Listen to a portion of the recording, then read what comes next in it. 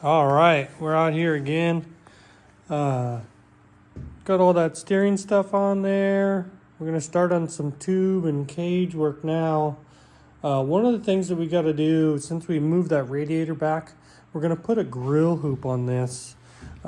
Basically, a hoop that starts over here, comes up, comes across, and comes back down and ties back in. And we do that on these because they do get rolled over. The shock hoops here poking up out of the hood, there and there, there's a bit of protection, but not as much as you want. So when we put the grill hoops on these, they protect the hood. They basically give you a pivot point between the top of the cage and a point in front of the hood, and it helps keep from smoking the hood. Most of these race rigs have fiberglass hoods, so when they get rolled over and get munched, it's not very great.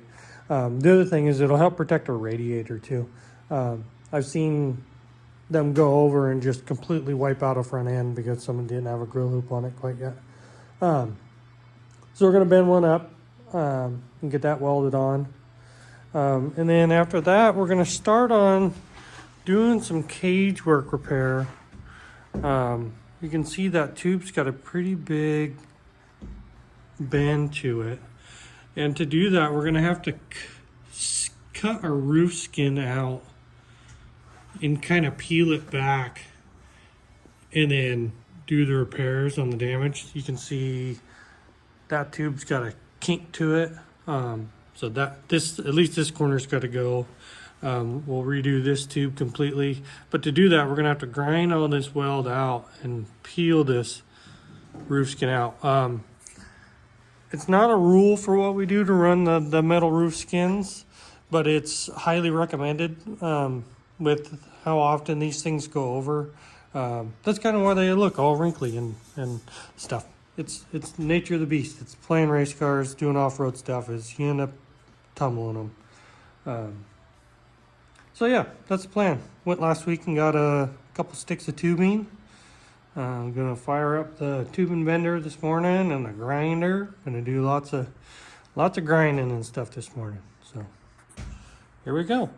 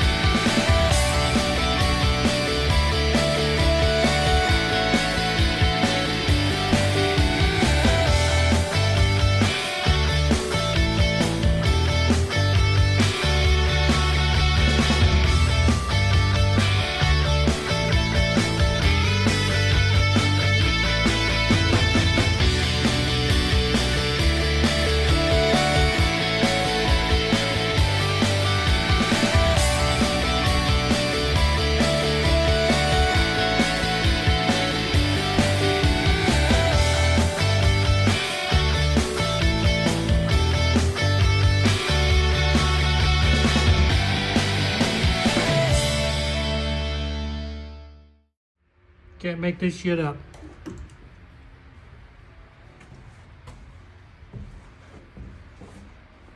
That's all there is left. And this whole thing. That's it.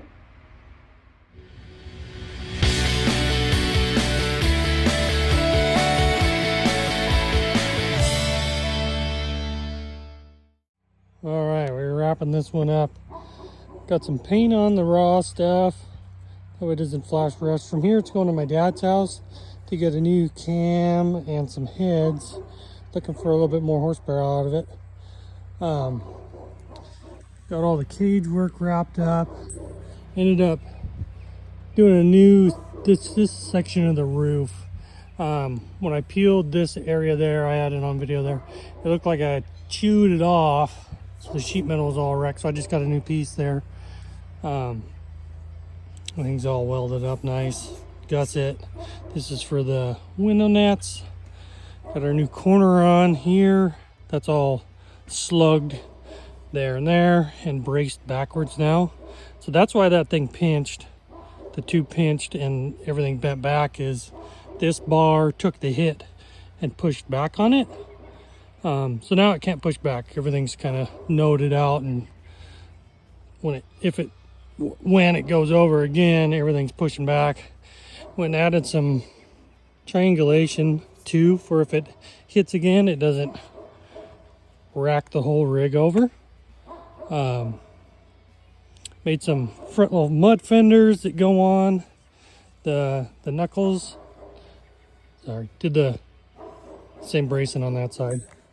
Made some mud fenders that go on these knuckles up here. They just bolt into these two back ones, and they're big sheet metal fender with a mud flap on it to help with the muddy races that we do.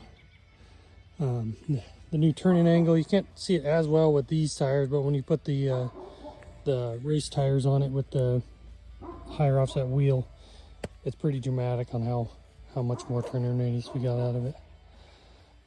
But there we go. That's the second race rig ready for this season. Still got to work on ours. Transmission's getting rebuilt right now. Do new seats, a little bit of cage work on it. We're rocking and rolling, getting ready to go play a race car.